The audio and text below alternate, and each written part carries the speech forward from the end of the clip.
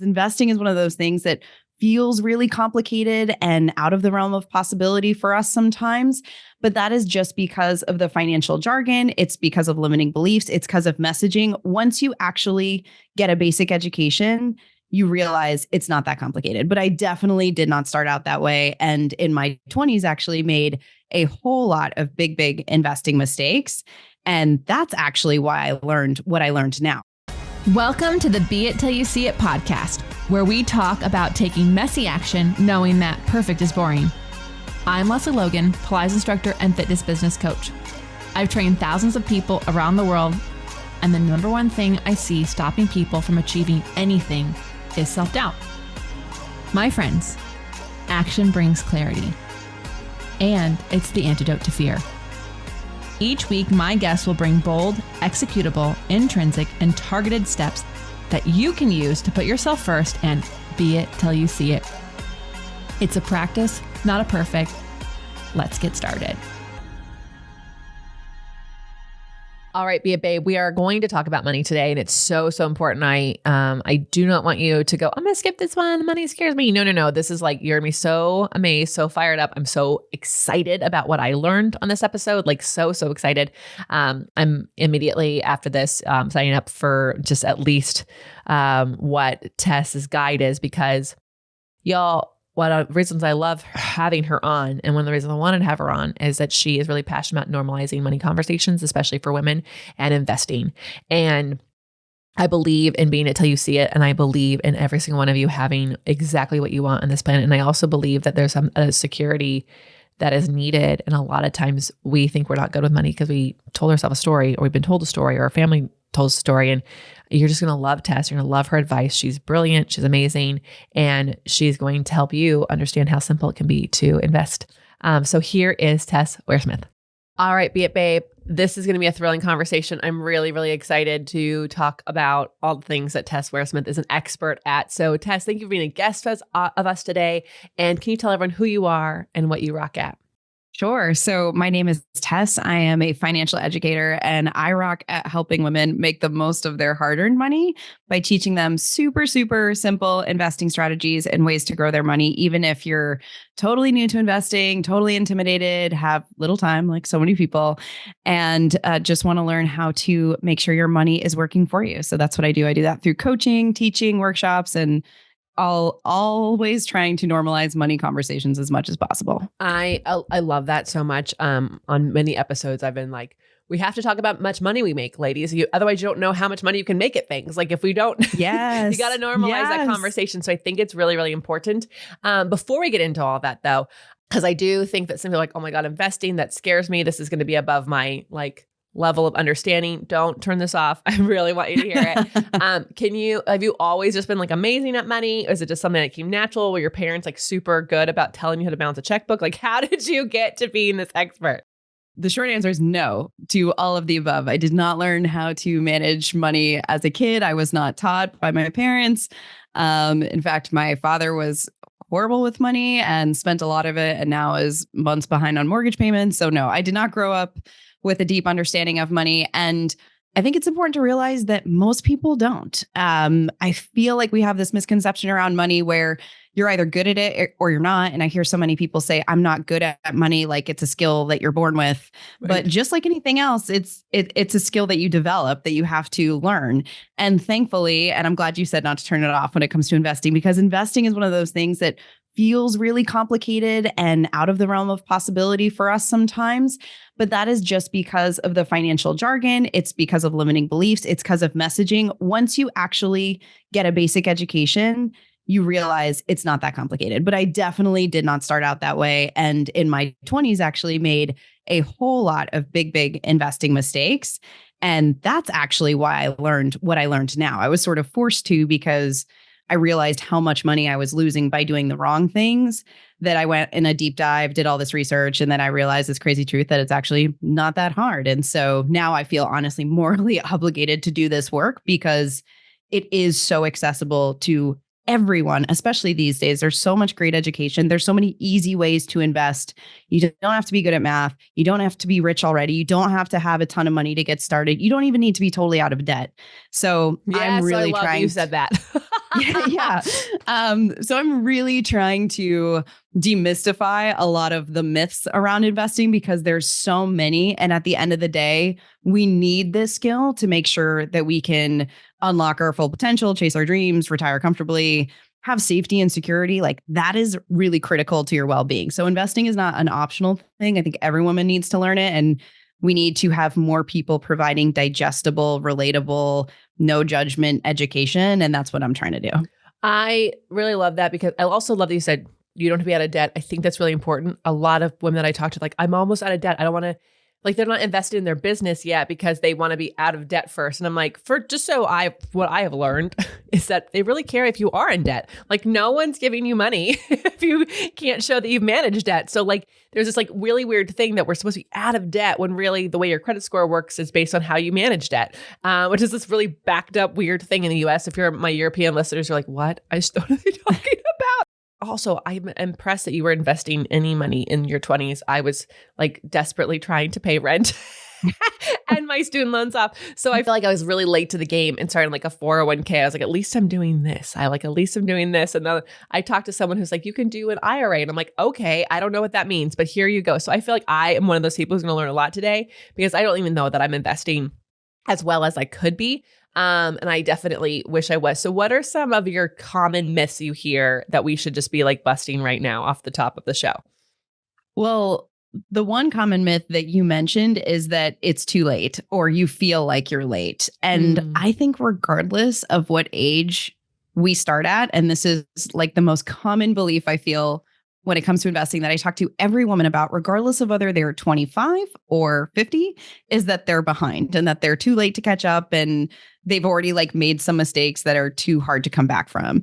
And that is a huge myth because one, if you're having these conversations and you're focusing on your money in your 20s, 30s, or 40s, even if you haven't done anything yet, if you're starting to take action, you still have time to make a massive difference in what the rest of your life looks. So I think that's a huge mistake is that people feel like they're so far behind that they become paralyzed and they're like, well, it doesn't really matter now because I'm already so far behind. When in reality, you're not as far behind as you think. I guarantee that. If you're sitting there listening to this thinking like, I'm really behind, I bet you're not as far as you think, first of all.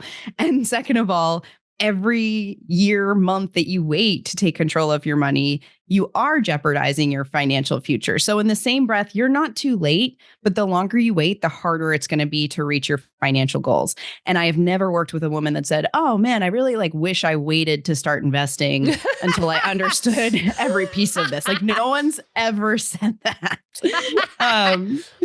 So that's the first one. The second one I say, I'll come back to the debt one because I think that's pretty important. A lot of people feel like they have to pay off all their debt, even their mortgages or their student loans. And while, yes, you do want to pay off high interest debt, and I would say that's, debt over 7-ish%, like that's the kind of debt you want to pay off quickly because you're just going to be hemorrhaging any wins you have in the stock market if you're paying down, if you're still paying interest on high interest debt. But if you have just student loans under 7%, if you have a mortgage under 7%, the average return in the stock market is roughly 10%. You subtract for inflation, 8%. So in many cases, when I work with people that are paying extra money towards their student loans or extra money to their mortgages, and they're paying down loans that have relatively low interest rates, if they stopped doing that and started investing that money instead, they would have the ability to build more wealth compared to the money they would save by paying down their mortgage or their loan faster.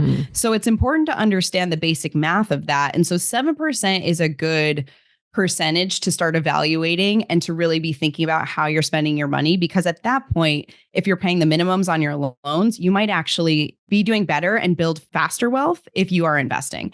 The other thing I'll comment on, because I know you have a lot of entrepreneurs listening to this, is there is something to be said also for investing in your business. If you are paying down debt and you don't have high interest debt, again, if you have high interest credit card debt, that's something you got to get rid of because that's just going to become a deeper hole. So that's something that you got to focus on first before you start investing. But when it comes to your business, if you have lower interest debt, you absolutely should be finding ways to invest in your business, provided that you're thinking through the ROI, because that's eventually going to help you create more money to invest. And at the end of the day, your income does matter when it comes to investing, because that's going to impact how much you can invest and how much your money compounds. Yeah. So those are a couple of myths. And then, I mean, there are so many, which is why this is such a meaty topic, and why I love talking about investing, because I love busting these myths. But the last one I will say is that good investing strategies are complex. And that is a huge, huge myth, because actually the best investors are people that create really, really simple investment portfolios. And I teach people how to do this all the time in a matter of like hours. It doesn't take years. It doesn't take an economics PhD or a Series 6 or finance degrees. You just need a little bit of time and an open mind, and you can learn how to create very, very simple investment portfolios that you buy and hold. You don't have to learn how to pick stocks. You don't have to learn how to time the market. And in fact, people that do those things end up getting much, much lower returns.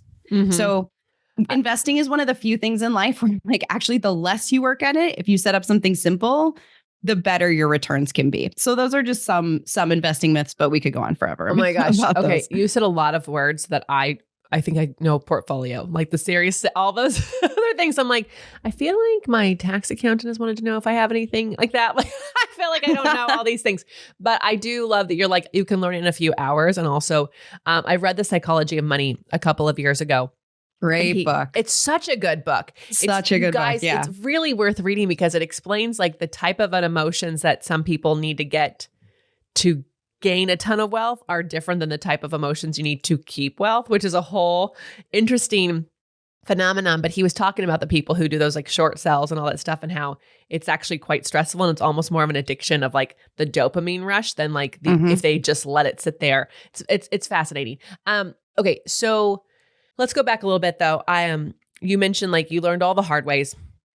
And I think a lot of my listeners, including like I grew up hearing like, we're just not good with money. And so I just kind of have that story. And one of the things that I love about the show is that like, I feel like you can change your story with just like a mantra. You feel like, I know people are crazy, but like, I really do think that we can act as if, what was it like for you to go from like making mistakes? What did you have to do? What did you have to tell yourself to kind of become the person who is like sitting here? You're so knowledgeable. I can't even imagine you didn't know how to invest money at a time. So like how did you bridge that gap? Yeah. So I'll tell you a little bit about the story of what happened and why that was a catalyst for me bridging the gap. So I have to say that I have to owe some of this to the universe setting me off in the right direction and kicking me down so far that I was so pissed that I had to learn. But basically what happened was, in my mid-20s, I was very privileged to get a full athletic scholarship to college. So I will say that, you know, a lot of my financial success, I got to start from a place most people don't. Most people have some kind of debt. So I was able to get my first job, which was actually as an aerial acrobat on a cruise ship. And I promise this is relevant to money in a moment. And so that job was really interesting because I worked on a cruise ship and everything was paid for. So my food was paid for, accommodations. I didn't have rent. I didn't have any of these things.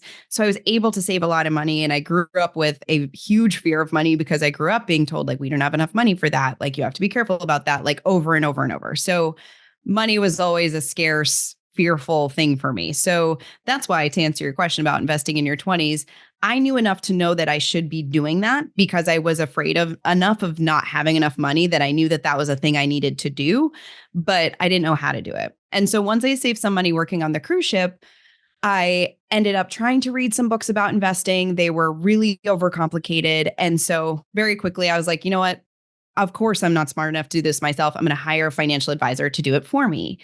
And this was somebody I trusted, somebody I grew up with that was a few years older than me. And the long story short is that I gave that person my money. And over a few years' time, I started realizing that my returns weren't that good. I started looking at what I was invested in and saw that some stuff looked very similar. And what I ended up discovering is that they'd sold me financial products that were better suited for people in their 50s, that there were duplicate investments in my accounts that were basically stacking fees, and that the fees that I was paying her were astronomical, that were costing me thousands of dollars a year. And I didn't even realize it because it's built into the way that you invest with some financial advisors. What they do is they charge what's called AUM, assets under management, which basically means they take a percentage of the money you're investing with them, regardless of what happens in the stock market. And so at that point, I had started investing all my money from the cruise ship, and years later realized that I was hemorrhaging money in fees. But it's not easy to see that because it doesn't come up in the statements. It doesn't really, it's not easy to see if you're working with a financial advisor, you're listening to this and you're like, am I paying fees? Like, don't feel bad. No shame, because this information is so hard to find. And the industry is built in such a way where it doesn't make it easy to understand, which is good for them because they want you to feel like it's complicated so you don't learn how to do it yourself and you pay someone else to do it. That's part of the whole game.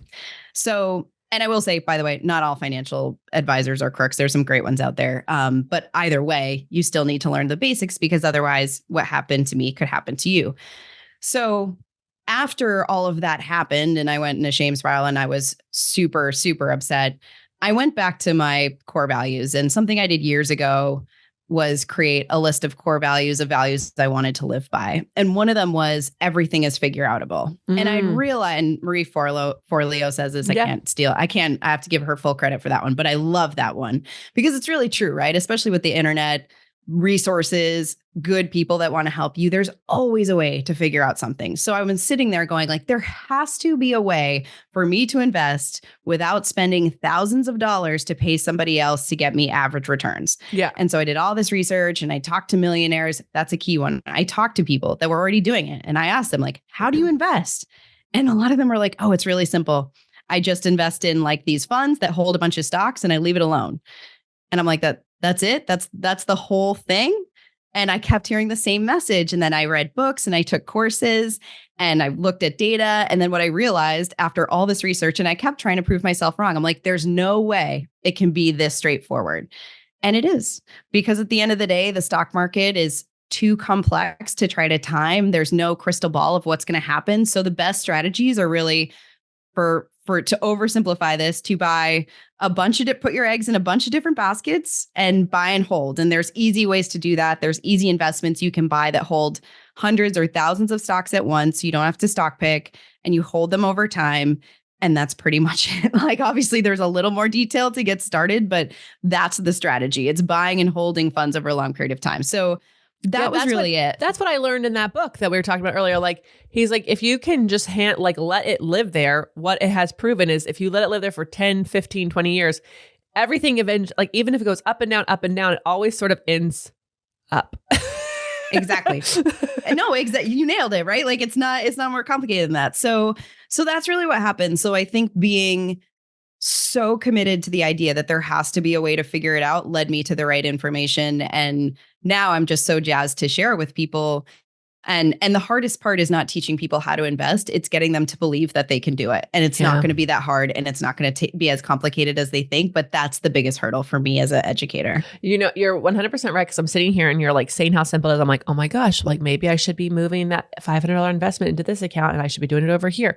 And then this next note is, do I even know how to do that? Do I have the time? I'm not sure. Maybe it's not safe to move it. Maybe I should just leave it. Cause she just said like, I've already talked myself in and out of it.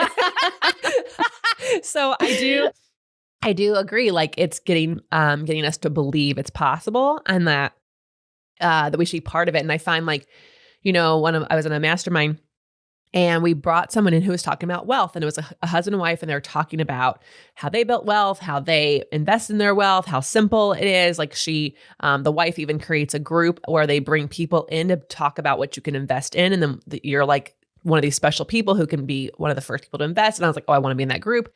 And one of the girls sitting next to me, she's like, oh, I don't deal with any of this. I just let my husband do it. And I was like,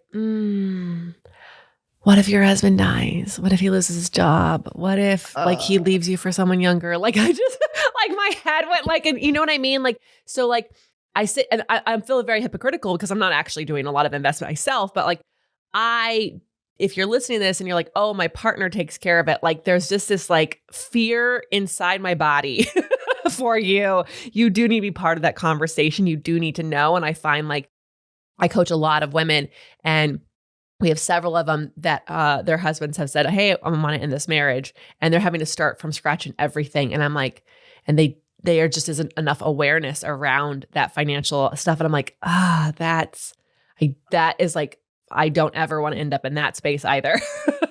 Lesley, I don't even know if we're on each other's email list, but I literally wrote an email today that said, when she told me when my husband discouraged her to start investing. And I wrote an email literally today, it went out this morning, about how many conversations I've had with women over the last few weeks that are around this theme of saying, like, either their partner's like, oh, you don't need to learn that, we have an advisor, or, oh, you don't need to learn that, I know how to do it. And by the way, like, no shade, but a lot of times men have pressure to know this stuff, but they might not actually know as much as you think. So no one should ever discourage you from learning this stuff for yourself, because exactly what you said, Lesley, the majority of women I work with, and I'm super sad to say this, are women that are going through some kind of separation or trauma, or their husband is sick. And that's when, shit hits the fan and they're like, oh crap, now I have to learn this. And my heart breaks for them, because the last thing I want for any woman is to, on top of the grief and depression, whatever like other challenging life things they're going through, is then having to spend time figuring out how to manage their money and investments. So I'm so glad you brought this up, because it is a real problem. I hear it a lot. And even from women that are motivated to learn, where they'll be discouraged. And, the uncomfortable thing that I don't want to say is, to me, it feels like either an unconscious or some subconscious form of control. Mm-hmm. And I hate that. Yeah. So, if you have any desire to learn, one, you're totally capable of it, and it's not as hard as you think. And I'll say that. And I will do everything I can to prove it to you that is true. But also, that's a massive red flag. And if anything, if you are partnered and your partner knows more than you, if you learn more together, you can make more intelligent financial decisions. You can reach your goals faster together. It'll be more fun. There's so many benefits of learning. And I end up working with a lot of couples. My coaching is, I do focus on women, because I want to create safe spaces for women to feel comfortable talking about money. But a lot of times husbands will join. I'll ask the group, is it okay if we have somebody join? And those couples love it, because then they're on the same page. They're speaking the same language. It's a really powerful thing to do with your partner, to really get a handle on what your financial goals are and learn together. It can change everything. Yeah. Yeah. It's really true. Like, one of my dear friends, she actually decided to leave in her partnership, and it's because of the investments she made that she could afford to make those decisions too. So she wasn't stuck in a relationship that wasn't serving her or him, So I think, like, the more educated you can be, and I love that you said, like, if you're a couple, I'm not saying everyone's going to end their marriage, guys. I fully believe I'm going to be with mine forever and ever. Always. But also, like, it's true. It can be more fun, and you can grow it together, and there can be even more that you give. And I find, like, so many people want to give their children everything that they didn't have. And there's a lot of, like, extra parenting and helicoptering that's going on there. But if you can actually, like, have more fun building wealth, and you can pass it off to your children, that's huge.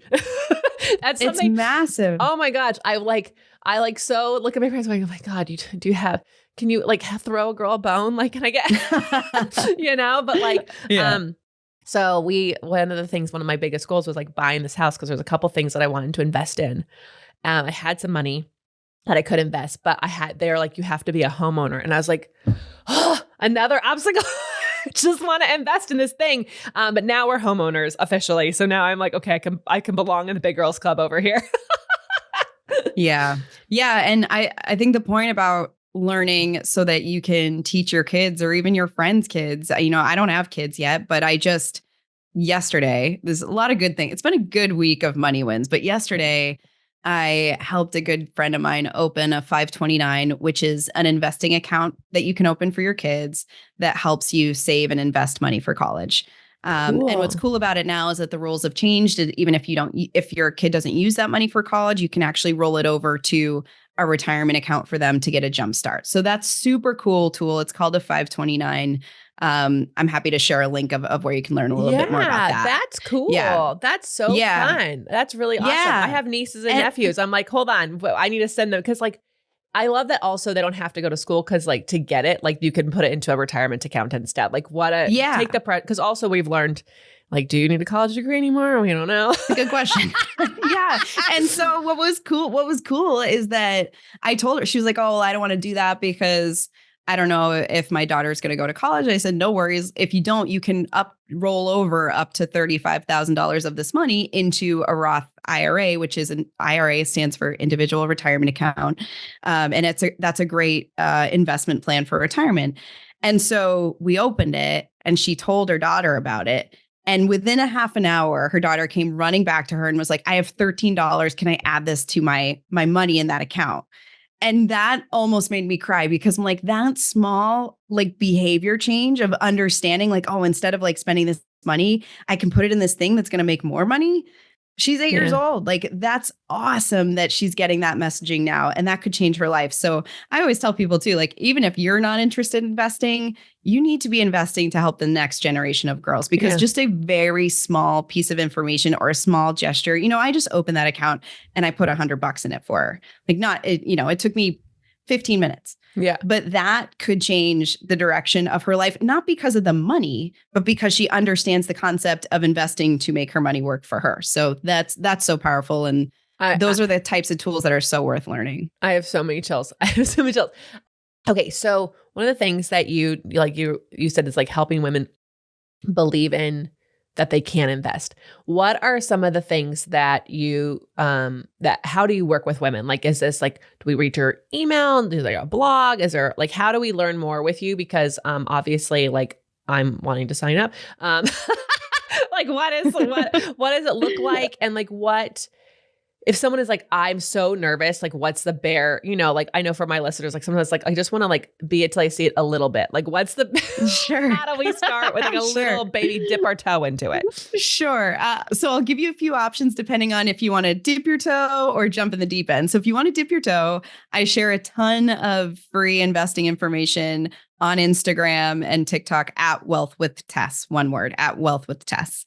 So on Instagram, I share a lot of stuff. I also have a free, and this is my favorite guide I've ever created. It's a free Savvy Investor Starter Pack. So it's just a guide that you can download. It's a PDF download. But in the starter pack, I have 4 steps that you can walk through to start to figure out how you're going to invest and to break down some of the concepts that are most confusing, because the most common question I get is, where do I start? So I created this guide to help you with that. So the guide walks through 4 different steps, including how to figure out how much money you might want to have in retirement, how to think about your expenses to start creating a gap for investing, a gap between your income and your expenses to start investing, because obviously you need some money consistently. And then in there, I also talk about high level, what types of accounts are out there for you, and then what types of investments you can start looking into that are really simple. So that is all in that guide. That's at moneyconfidentcoach.com/savvy. And in the Savvy Investor Starter Pack, I also have a video of the 8 common investing mistakes I see people make. And I made all of them.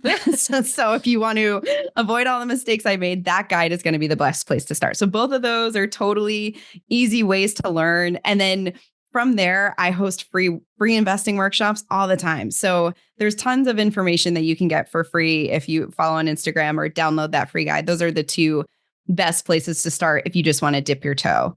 But then the way that I work with women is mostly in a small group setting, which is my favorite way to work with women. I have a small group coaching setting that includes a online program. And what I love about the small group is that everyone realizes they're all in the same boat, that everyone feels behind, that everyone feels overwhelmed by the jargon. And it creates just this awesome vibe of learning and a safe space. And it's awesome. And so that program goes for about a month. And by the end, the basics of how to open your own accounts and how to choose investments. It doesn't take long. It doesn't take months or years.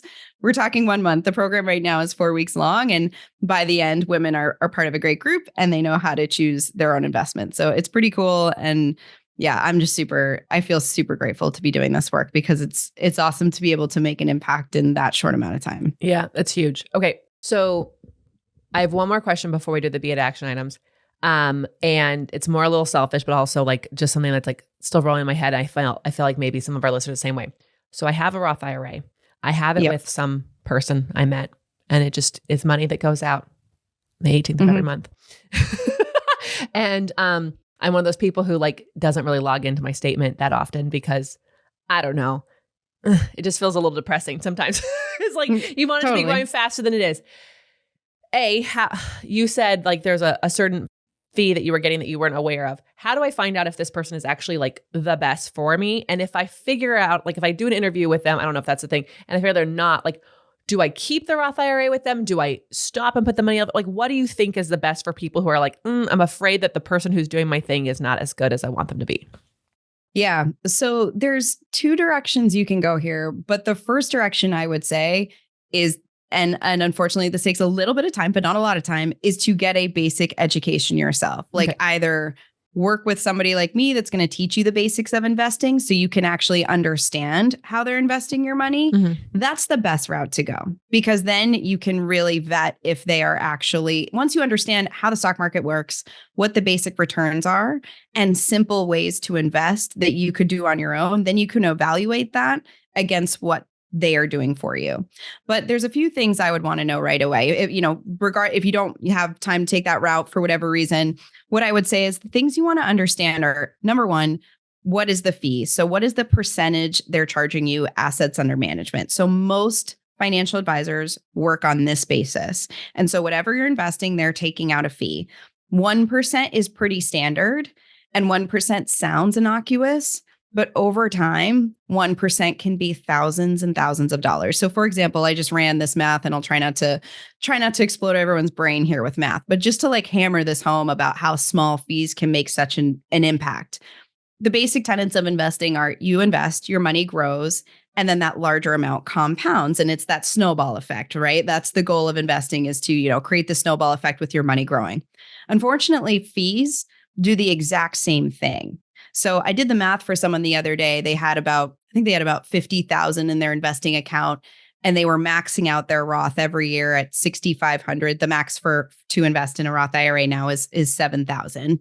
But the time we were talking, it was 6,500. And so we did the math. If they did that for 30 years, if they just maxed out their Roth with this 1% fee, they would end up paying the advisor $250,000 in fees over the lifetime of 30 years. 250,000 for that amount of money. It's a lot.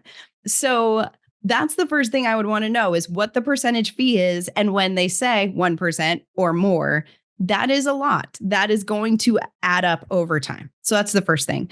I would also want to know if there's a platform fee. So sometimes there's another fee for using whatever platform they're investing in. I would also want to understand what type of investments they are in. So most people have heard of mutual funds. Mutual funds are, simply put, are an investment that holds a bunch of stocks. So instead of buying just Apple, you're buying Apple and Microsoft and Uber and Tesla and all these big companies in one fund. Yeah. So all of those funds have fees, and it's important to understand the basic fees of what those investments are. So you could ask your advisor, I want to know what your fee is, if there's a platform fee, and I also want to know what the fees are for my investments. And to give you a benchmark, you can get a lot of wonderful, easy investments, funds that hold, for example, the entire stock market. Like you can buy a mutual fund that holds every single stock in the entire stock market, and you could just like leave it alone.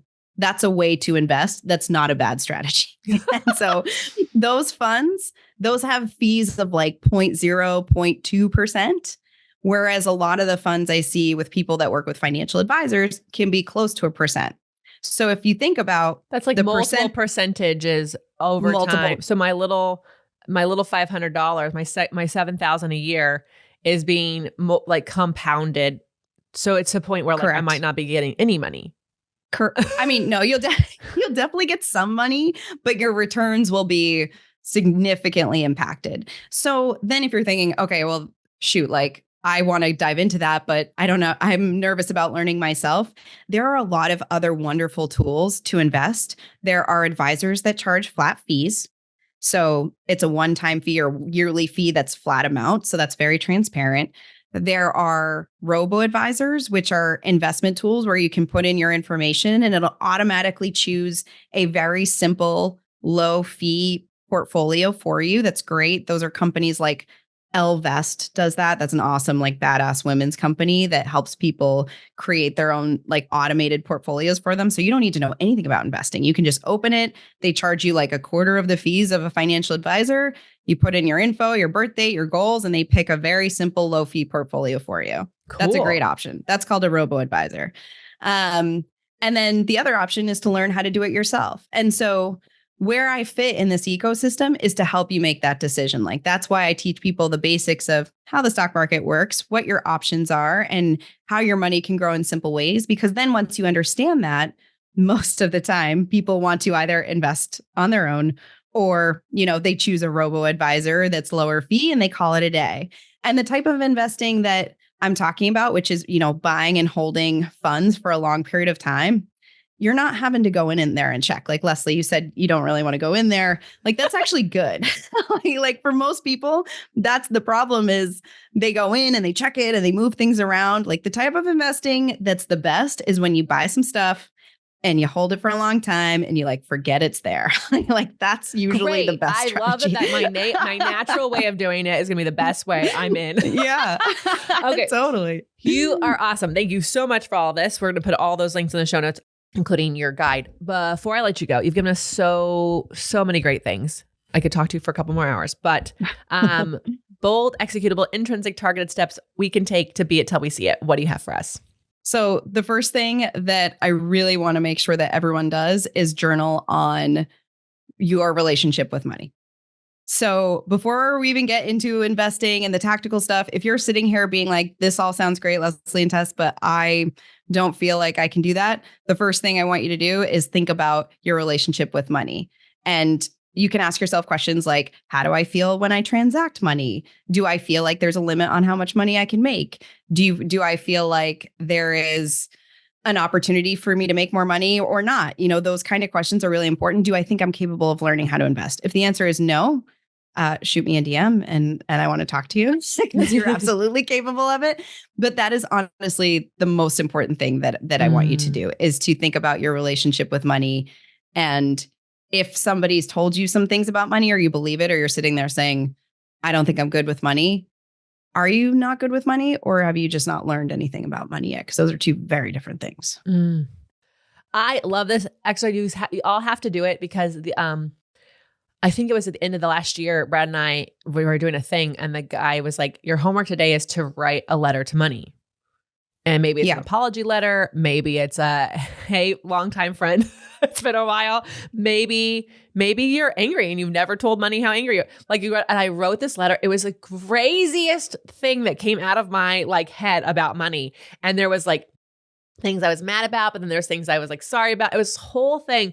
And it truly was a load off. And I didn't think I had a bad, I love money. There's a money rampage I listen to with Abraham Hicks, you guys, every day. It's my favorite 5 minutes on getting my money mindset right. But it was really interesting how I push it away or I hold it. It's not gets to be my best friend at lunch. Yeah. And so I love this action item. I'm so excited for y'all to do it. And you have to tell Tess and I how it goes because we want to know. So share this episode, y'all. This is really important. If every listener shared this with a female friend, can you imagine the power that the change that would have on just the family members of the women around, not alone the domino effect will have in this country and around the world, because I do think that there's been a lot of generations of ladies who don't have to learn about money. And it is a problem. It's why we have a wage gap. It's why we have wealth gaps. And if we can actually change that, then we don't need to lean on people who know more than us. In air quotes, we can actually make decisions for ourselves and we can go after things we've always wanted to. So Tess, thank you for opening our eyes. We're going to talk to you again, I'm sure, because I'm obsessed already. And until next time, everyone, be it till you see it. That's all I got for this episode of the Be It Till You See It podcast. One thing that would help both myself and future listeners is for you to rate the show and leave a review. And follow or subscribe for free wherever you listen to your podcast. Also, make sure to introduce yourself over at the Be It Pod on Instagram. I would love to know more about you. Share this episode with whoever you think needs to hear it. Help us and others be it till you see it. Have an awesome day. Be It Till You See It is a production of the Bloom Podcast Network. If you want to leave us a message or a question that we might read on another episode, you can text us at +1 310 905 5534 or send a DM on Instagram at beitpod. It's written, filmed, and recorded by your host, Lesley Logan, and me, Brad Crowell. It is transcribed, produced, and edited by the Epic team at Diseño.co. Our theme music is by Ali at Apex Production Music, and our branding by designer and artist Gianfranco Cioffi. Special thanks to Melissa Solomon for creating our visuals. Also to Angelina Herrico for adding all of our content to our website. And finally, to Meredith Root for keeping us all on point and on time.